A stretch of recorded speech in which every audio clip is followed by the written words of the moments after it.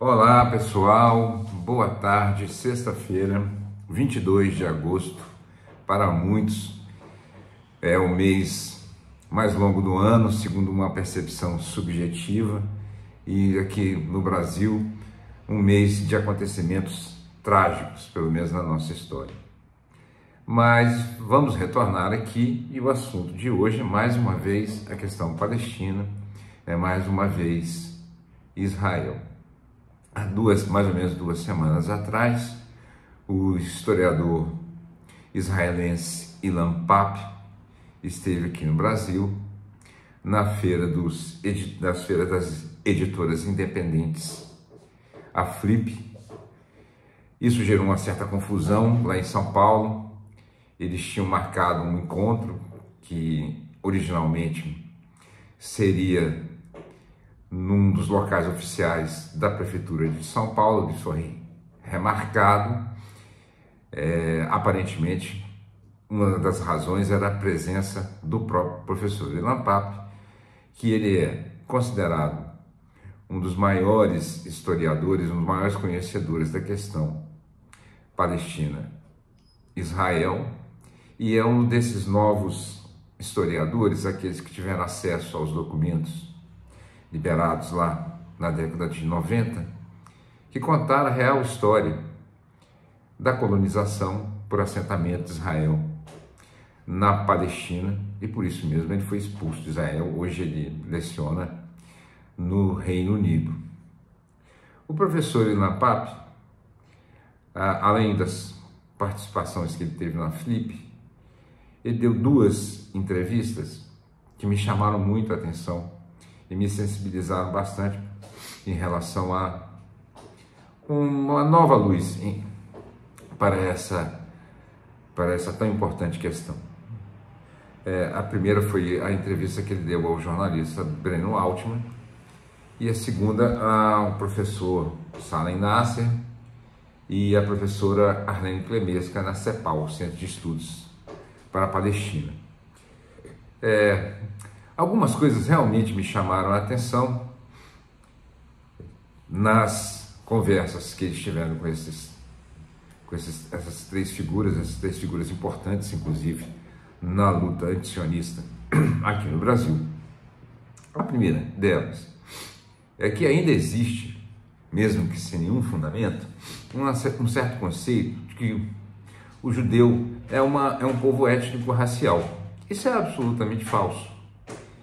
A partir da segunda diáspora, os judeus migraram para todas as partes do mundo e mantiveram, evidentemente, a sua religião, os seus costumes, as suas tradições, mas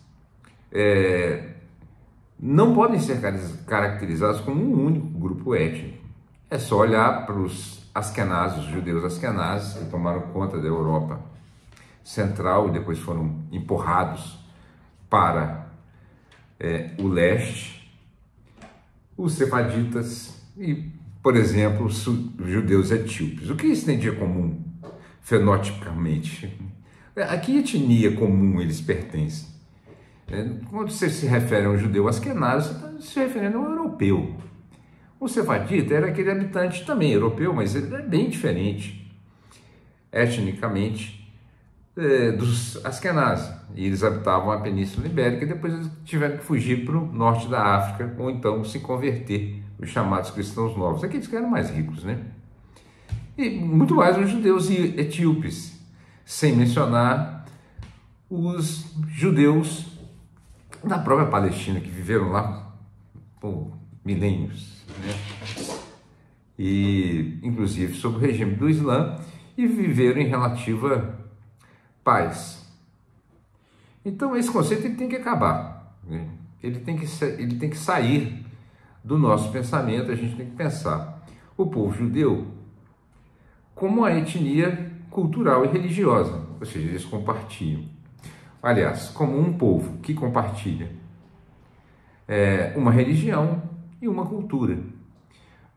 Muitas vezes, assim, esses judeus nem são religiosos. O próprio Theodor Herzl, a quem é atribuído a fundação do sionismo, era ateu. Então, e se caracterizava como judeu por laços familiares, laços de identificação cultural. Mas há uma estratificação em relação às etnias no povo judaico. Isso é importante para combater a retórica sionista. A outra coisa que ficou muito clara é que o projeto da formação do Estado de Israel sempre foi um projeto colonialista por assentamento, incitado inicialmente pela Inglaterra, que queria um enclave imperialista no Oriente Médio. Aliás, começa um pouco antes, lá para o início do século XIX, quando protestantes, cristãos protestantes desejavam se livrar dos judeus e mandá-los para Palestina e cumprir, segundo eles, palavras do texto bíblico para o retorno, que essa condição seria necessária para o retorno do Messias. Obviamente, aí estava subcolocada uma questão de se livrar principalmente dos judeus laicos e revolucionários que participavam dos movimentos trabalhistas na época, na Inglaterra e em toda a Europa.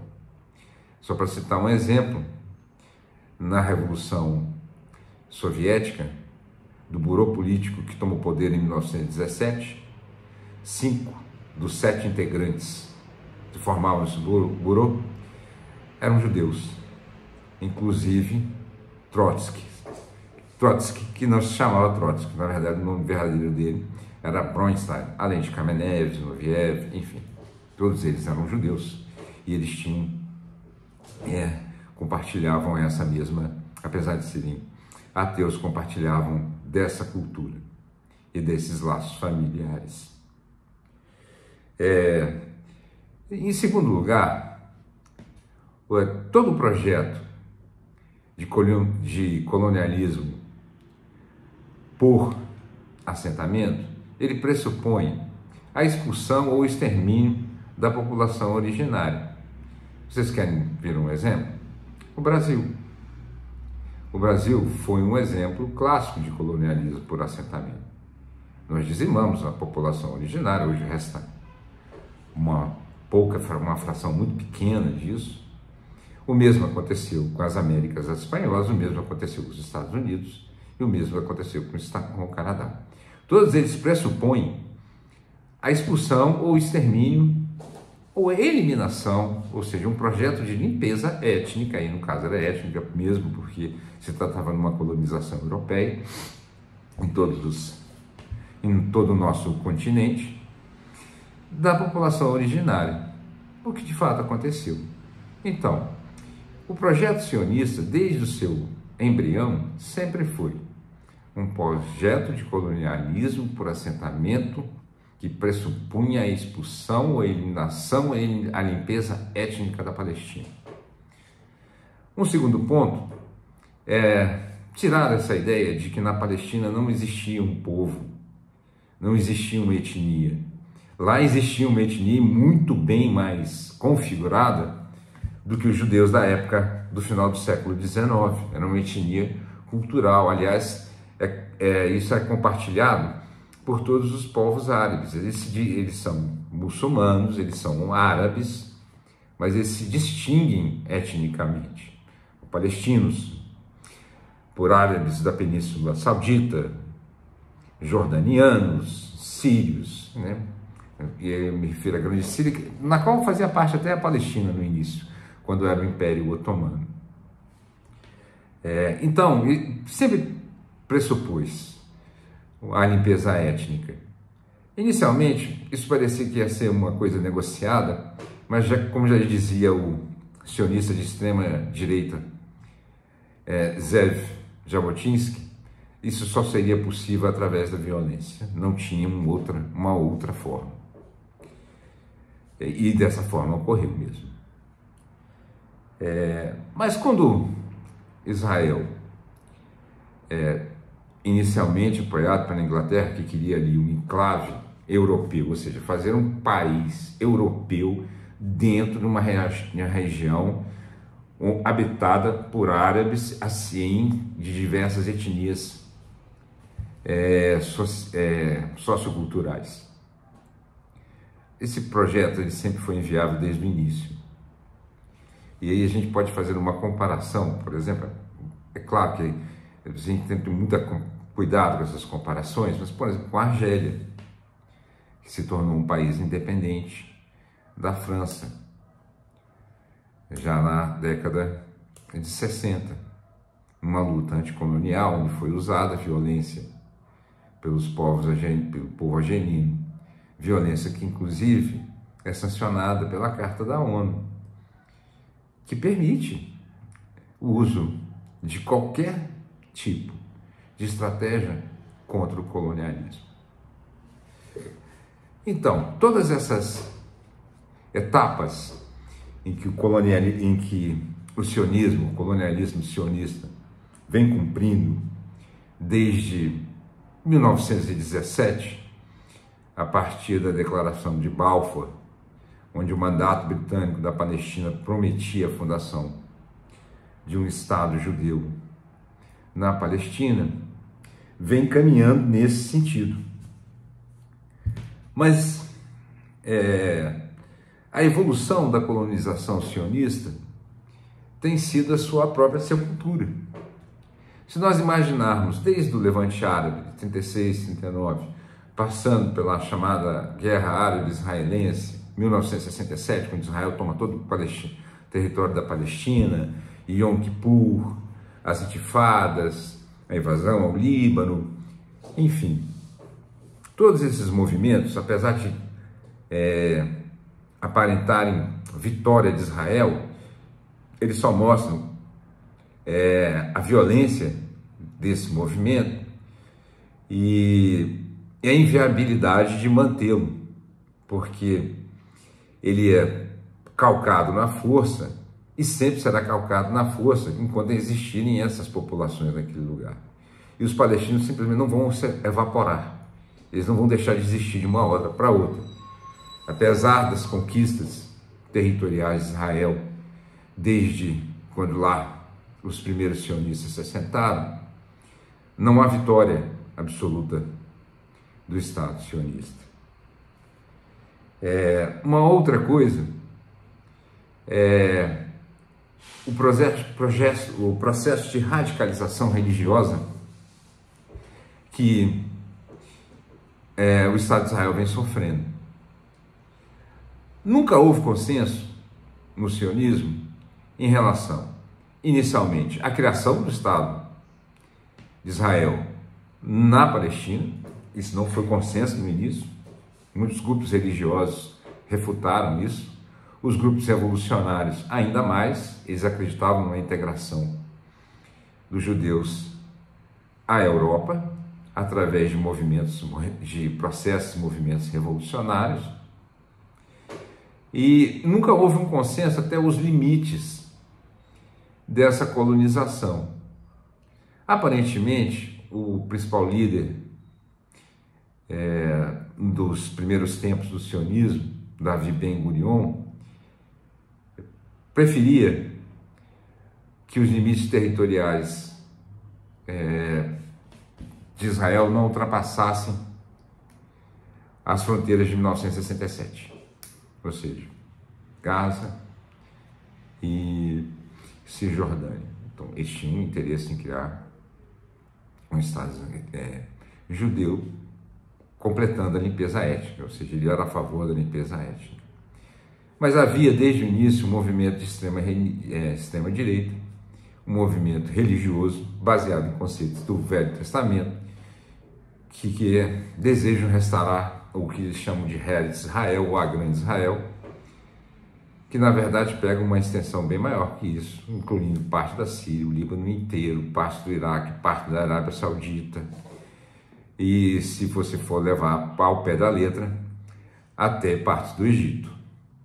Isso baseado no Velho Testamento, no estado, em dois estados que correspondiam ao estado da Judéia e de Israel, que não tem nenhuma comprovação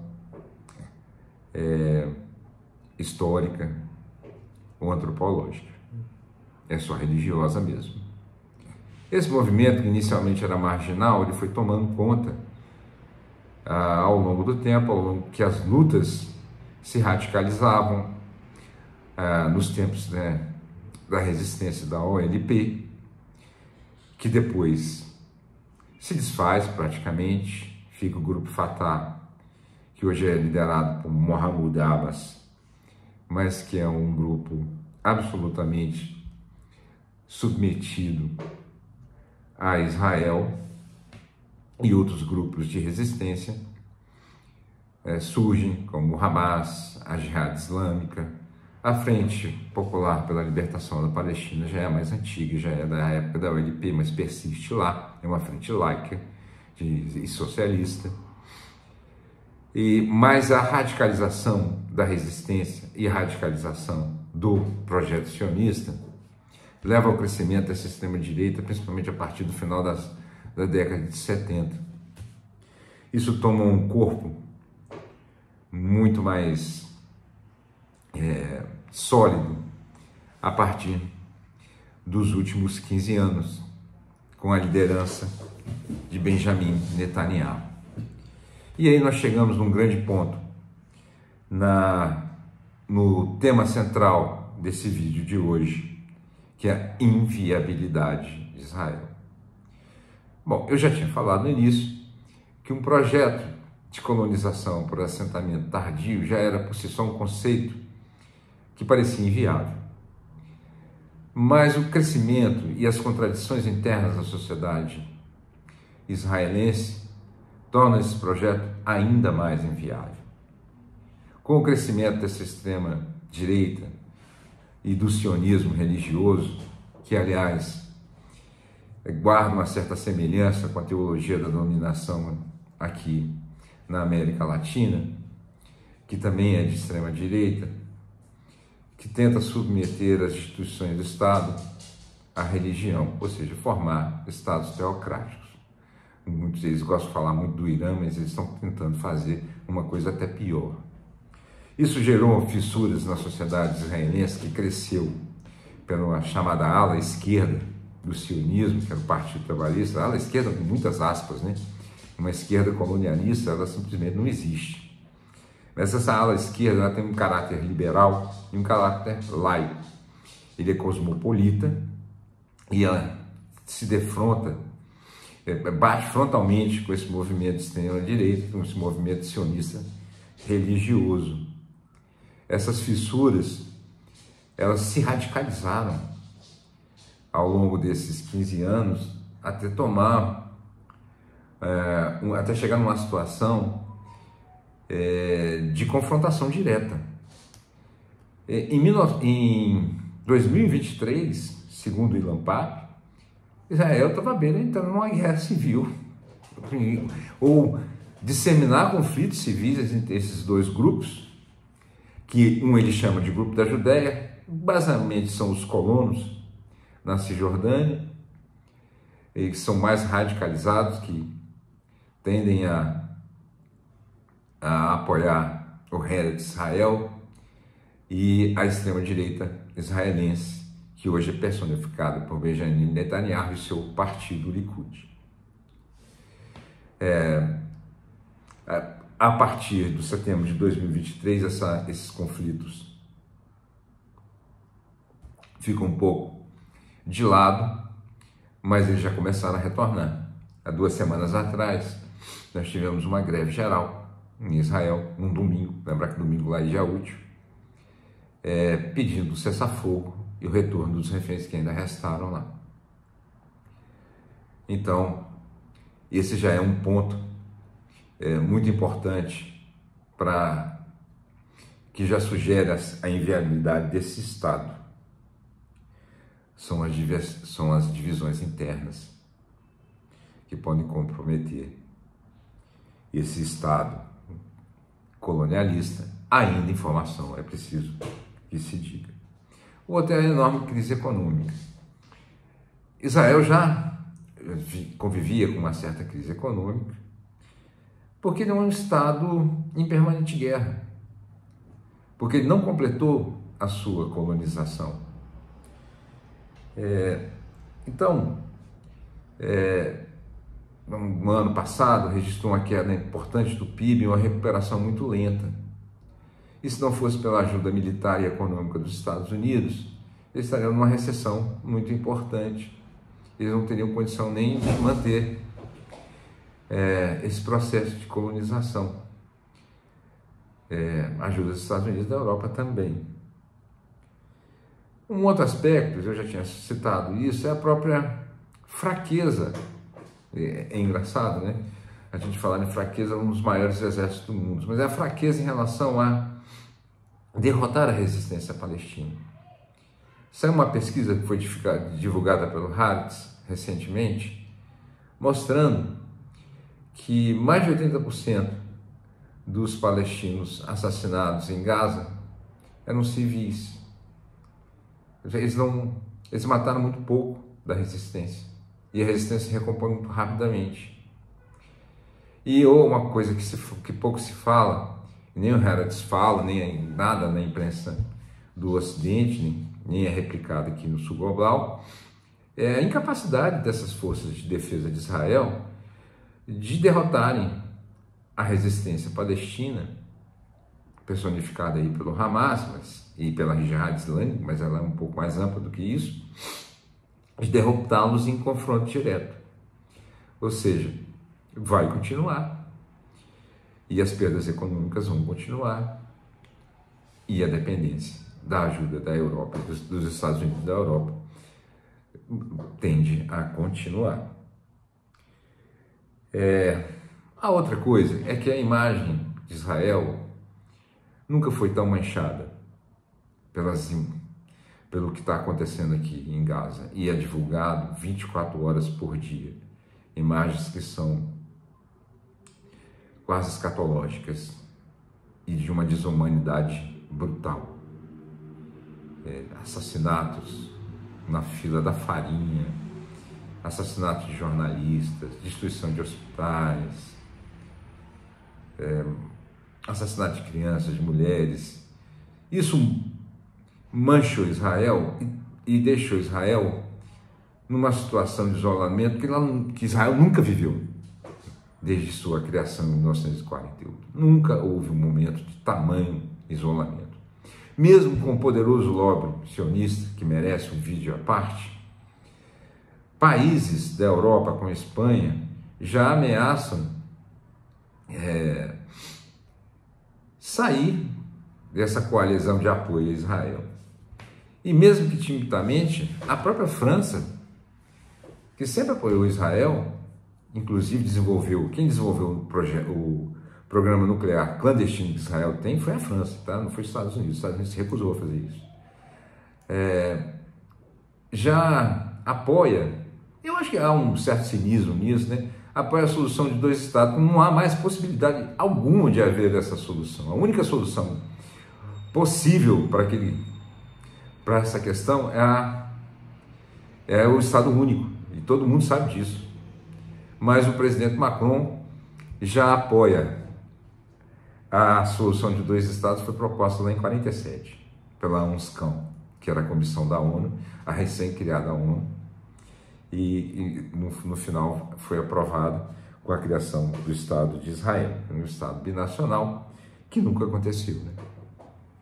E desde 1967, quando Israel ocupa toda a Palestina histórica, os palestinos perderam seus direitos civis e a possibilidade de ter seu próprio Estado foi bloqueada por Israel. E o outro aspecto que é muito importante é um movimento que começa a crescer no mundo inteiro entre a juventude judaica internacional. E é um movimento que tende a ser antisionista. E repito, mais uma vez, apesar de toda a força do lobby sionista. Eles desgarraram do sionismo, desgarraram dessa ideia de que antisionismo é igual a antissemitismo e criticam abertamente agora o Estado sionista de Israel. Isso é um fato importante, porque no momento em que Israel se torna mais isolado, em que ficou flagrante por eventos recentes, que a segurança que Israel pode fornecer aos seus cidadãos é bem menor do que ela prometia. Isso ficou provado com os ataques que Irã fez. Os ataques não. Com a resistência, com o revide aos ataques de Israel a Teherã e ao Irã, o Irã pôde revidar, mostrou capacidade, força militar para revidar, causou estragos em Israel, inclusive em Tel Aviv, e essa segurança que Israel prometia, o dono do Domo de Ferro, passa a ser questionada, inclusive por essa juventude judaica internacional, que se torna cada vez mais antisionista e muito menos disposta a ligar para Israel. Sem falar que já há uma tendência, principalmente entre os judeus laicos e liberais, de emigrar do lugar com o crescimento do sionismo religioso de extrema direita. O último aspecto é a própria resistência palestina. Nós estamos, segundo o professor Ilan Pappe, perto de uma terceira intifada, que provavelmente vai surgir na Cisjordânia.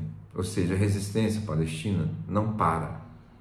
Apesar de todos os ataques, de toda a brutalidade que o sionismo vem cometendo, pelo menos desde a década de 30, se não antes, apesar do primeiro genocídio, que foi a Nakba, começa, na verdade, em 47, até mesmo antes da criação do Estado de Israel, que expulsou 750 mil palestinos, matou centenas, e vem matando centenas e milhares e prendendo arbitrariamente.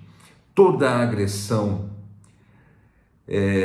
o povo palestino tem a sua coluna vertebral mantida e ereta e continua resistindo, o que causa grandes problemas para Israel, que apesar do que a gente vê divulgado na televisão, todo o seu poderio bélico e tal, não derrota essa resistência. Então, o Estado de Israel foi criado em 48, nós estamos em 2025, e a resistência continua firme. Então, segundo o professor Ilan Pappe, existe um contínuo apodrecimento da sociedade israelense cujo destino é o fim, é a dissolução, é a pulverização desse projeto. Eu não estou aqui falando da expulsão dos judeus de Israel, eu não estou falando de uma destruição de qualquer projeto judeu naquela região. Eu estou falando do projeto sionista. O projeto sionista, ele era inviável, como eu disse, e continua cada vez mais inviável. Mais violento, é verdade, mas não mais viável, porque se torna mais violento. E a associação da extrema-direita, que foi fortalecida nesses anos de Netanyahu, tende também a sofrer um certo desgaste. A história, ela é uma espécie de espiral, né? Nós estamos agora vivendo um tempo que é muito parecido da década de 20, 30 do século passado, de desglobalização e crescimento da extrema-direita. Esse projeto do sionismo religioso, ele não tende a ser eterno, ele não tende a se hegemonizar permanentemente. Ou Israel acaba, ou ele é derrotado por outro projeto.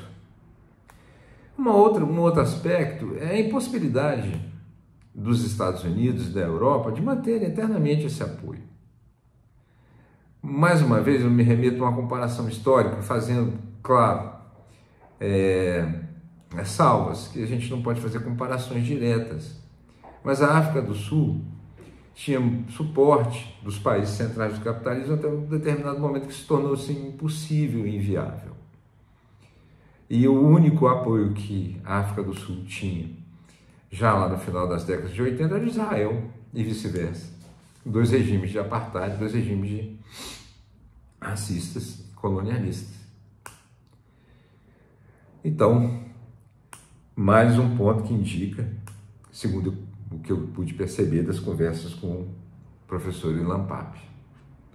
E no final, nós estamos diante, como disse o professor Salim Nasser, vamos prestigiar nossos brasileiros, há uma tendência de uma reconfiguração, uma nova reconfiguração do que nós chamamos de Oriente Médio. Com a crise da Síria, com o desmantelamento do Iraque e agora com a crise no Líbano, que parece que vai desaguar numa nova guerra civil, há uma tendência, e os Estados Unidos já está de olho nisso, já está atuando nisso, de uma nova reconfiguração. Mas essa reconfiguração não necessariamente vai ser aos moldes do que eles pretendem, porque há grupos hoje mais organizados na resistência, vamos citar o Hezbollah, mas há outros, no Líbano.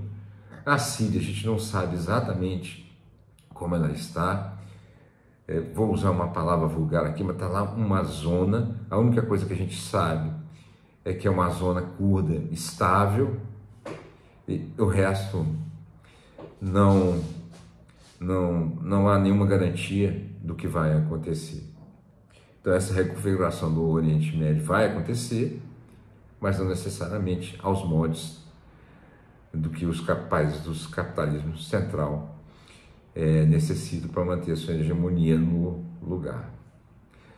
Mas tudo isso são, segundo o professor, previsões ou coisas que ele tem uma convicção de que irão acontecer e tem aquilo que ele gostaria que acontecesse, como, por exemplo, a criação de um Estado na Palestina que incluísse judeus e cristãos, judeus e palestinos, e os cristãos remanescentes, os nestorianos, todos, enfim, todas as etnias,